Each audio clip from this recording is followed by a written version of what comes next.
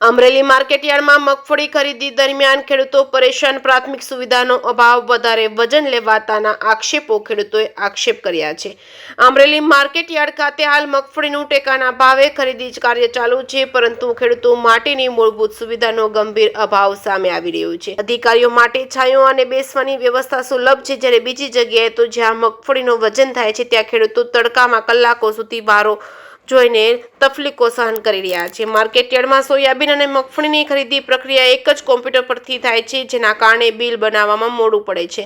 ખેડૂતોને બીજા દિવસે પણ ધક્કા ખાવા પડે છે। ઉપરાંત મગફળી જોખાયા અને બારદાન ભરાય તે સ્થળે પીવાનું શુદ્ધ પાણી અને બાથરૂમ અને છાયાનો પણ અભાવ છે, જેના કારણે ખેતીકારોને વધુ મુશ્કેલીનો સામનો કરવો પડે છે। સરકાર દ્વારા 35 કિલો મગફળીનું સત્તાવાર વજન 767 ગ્રામ સાથે નક્કી છે, પરંતુ સ્થળ પર ખેડૂતો પાસેથી 35 કિલો સાથે 900 ગ્રામ સુધી વજન લેવાતાના ગંભીર આક્ષેપો ઉઠ્યા છે। નક્કી કરતાં વધારે વજન લેવાતા ખેડૂતોને સીધું આર્થિક નુકસાન થતું હોવાનું ખેડૂતો કહી રહ્યા છે। ખેડૂતોની આ સમસ્યાઓને ગંભીરતાથી લઈ માર્કેટયાર્ડમાં તાત્કાલિક યોગ્ય સુવિધાઓ, ખાસ કરીને 2 કોમ્પ્યુટર, શુદ્ધ પાણી, બાથરૂમ તેમજ છાંયો ઉપલબ્ધ કરાવવા તેમજ વજન પ્રક્રિયામાં પારદર્શિકતા લાવવાની માંગ ઉઠી છે। ટેકાના ભાવે ખરીદી કરતા અધિકારીઓ જણાવ્યું છે કે આગામી 2 દિવસમાં તમામ જરૂરી વ્યવસ્થાઓ શરૂ કરી દેવામાં આવશે। સરકાર પાસે બીજી આઈડીની મંજૂરી માટે માંગણી કરી છે। પરમિશન મળતા જ બીજું કોમ્પ્યુટર પણ તરત જ શરૂ કરી દેવાશે। ખેડૂતોની પરિસ્થિતિને ધ્યાનમાં રાખી તંત્રને તાત્કાલિક પગલાં લેવાની જરૂરિયાત ઊભી થઈ છે। શું નામ છે, કયું ગામ છે, ક્યાંથી આવો છો અને ક્યાં કેટલા વાગ્યાના બેઠા છો? મારું નામ પ્રકાશ બરસુરભાઈ બેડા, ગામ મોણપુર। કાલે સાંજે 6 વાગે અમે ટેકાના ભાવની ખરીદીમાં માંડવી ખાલી કરેલી છે। આજ સવારે સેમ્પલ મંજૂર કરી ત્યાર પછી વારામાં બેઠા છીએ। સવારના સુવિધા નામે કોઈ પણ પ્રકારની વ્યવસ્થા નથી। જ્યાં અધિકારીઓ પોતાના સુવિધા માટે ટેન્ટની અંદર ટેન્ટ નાખીને બેઠા છે। ખેડૂતોના સુવિધા નામે મીંડું છે। કોઈ પણ પ્રકારની પીવાના પાણીથી લઈને કોઈ પણ પ્રકારની સુવિધા નથી જ્યાં ટેકાની ખરીદી થાય ચાલે। બીજું કે સરકારનો નિયમ એવો છે કે 35 કિલો 776 ગ્રામ વજન લેવાનું છે, એની જગ્યાએ 35 900 ના વજન લે છે।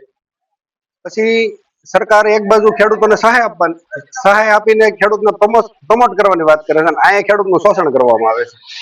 બીજે દિવસે બિલ લેવામાં આવે અને હા, સિસ્ટમ એક જ રાખી છે। સોયાબીન અને સિંગ બેની ટેકાની ભાવે જે ખરીદી થાય છે સિસ્ટમ એક જ છે, એટલે ખેડૂતોને બિલ આજે જોખાઈ જાય છે અને બિલ બનાવવા બીજા દિવસે ધક્કો ખાવાનો, એટલે ખેડૂતોને તો કાયમિક માટે ધક્કા ખાય એવી જ આ લોકોની અને આજે ખરીદી ચાલુ છે, ખેડૂતોએ આક્ષેપ કર્યા છે પ્રાથમિક સુવિધા છે, કોમ્પ્યુટર ને કૃષિ અને ગ્રામ વિકાસ રાજ્ય કોઓપરેટિવ અમરેલી એપીએમસી ખરીદી કરી છે। રોજના અમે 150 થી 200 ખેડૂતોને માલ લેવી છે। એમાંથી 2 થી 5% એવા ખેડૂત હોય છે કે જેનું પલળેલું હોય છે, જે 10 થી 11% રિજેક્ટ માલ આવે એટલે અમે ના પાડી છે કે ગોડાઉન થી પાછું આવે એની કરતા તમે આઈથી જ માલ પાછો લઈ જાઓ, એવું થાય છે। પ્રાથમિક સુવિધા છે કે અમને આજે 2 દિવસથી મોટી જગ્યા ફાળવેલી છે એવી, તો એની માટે અમે પ્રાથમિક સુવિધામાં કેમેરા, લાઇટોની વ્યવસ્થા થઈ ગઈ છે। મંડપની વ્યવસ્થા અમે આજની તારીખમાં થઈ જશે। પાણીની પણ આજની દિવસમાં થઈ જશે, કેમ કે કેમેરા અને લાઇટ વધારે જરૂર છે કે રાતે ચોખ્ખું હોય, સિલાઈ મશીનો કરવું હોય અમારે, એટલે માટે કોમ્પ્યુટર એક છે, બીજે દિવસે બિલ લેવા પડે।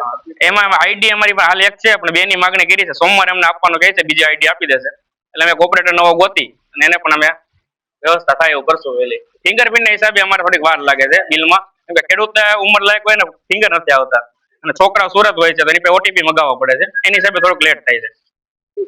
મારું ગામ પાણિયા છે, અરવિંદભાઈ ગોબરભાઈ સાવલિયા। સિંગની અંદર ટેકાના ભાવમાં સિંગમાં કે સોયાબીનમાં કોઈ પણ વ્યવસ્થા વગરનું કામ અત્યારે આડાહવું હાકે છે, અને લાઈનમાં કોઈ નખવતા નથી।